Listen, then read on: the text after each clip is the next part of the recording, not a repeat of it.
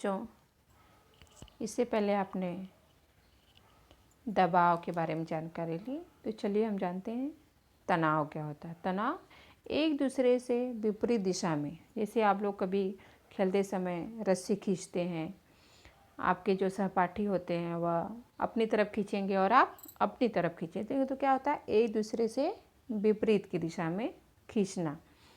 तो देखते हैं तनाव से क्या प्रभाव पड़ता है। तो सबसे पहले हम क्या करेंगे बच्चों, एक कागज़ की लंबी या 30 सेंटीमीटर आप एक पट्टी ले लीजिए। उस पट्टी का एक छोर दाएं हाथ में और एक छोर बाएं हाथ में पकड़िए, या एक अपने सपाटी को एक छोर दीजिए और दूसरा छोर खुद स्वयं पकड़िए। तो उससे क्या होगा, एक पट्टी के दोनों छोर को एक दूसरे के विपरीत दिशा में जोर लगाकर खींचिए।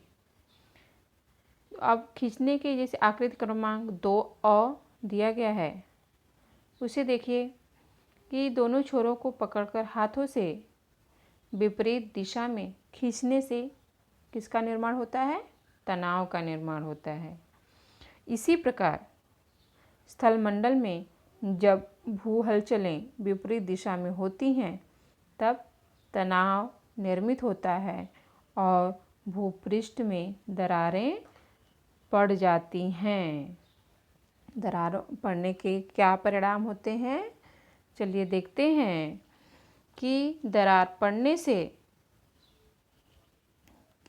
भ्रंशोत पर्वत का निर्माण होता है। कैसे, आंतरिक हलचलों के कारण जब एक दूसरे से दूर जाने वाली ऊर्जा तरंगों का निर्माण होता है तब चट्टानों में तनाव उत्पन्न होता है और चट्टानों में दरारें पड़ जाती हैं और चट्टानों में हलचल उत्पन्न होती है। इन दरारों को हम क्या कहते हैं, भ्रंश कहते हैं।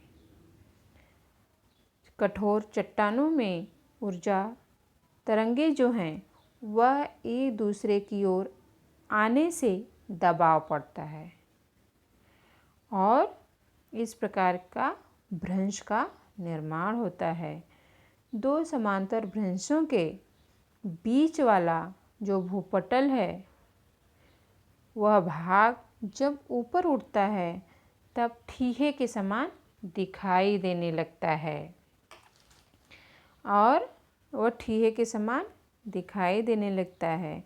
भूपटल को भ्रंशोत पर्वत कहते हैं। क्या कहते हैं, भ्रंशोत पर्वत।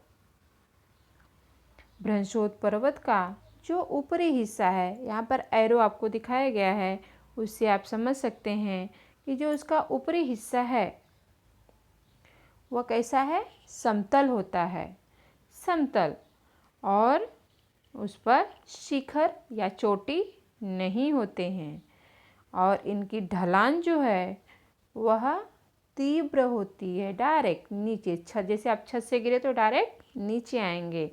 छत भी हमारा क्या होता है, समांतर होता है, लेकिन छत का जो ढलान है वह तीव्र होती है, डायरेक्ट नीचे आना। इसकी ढलान भी क्या है, तीव्र है। जैसे भारत में मेघालय का पठार और यूरोप का ब्लैक फॉरेस्ट का पठार जो भ्रंशोत पर्वत के कारण इनका निर्माण हुआ है।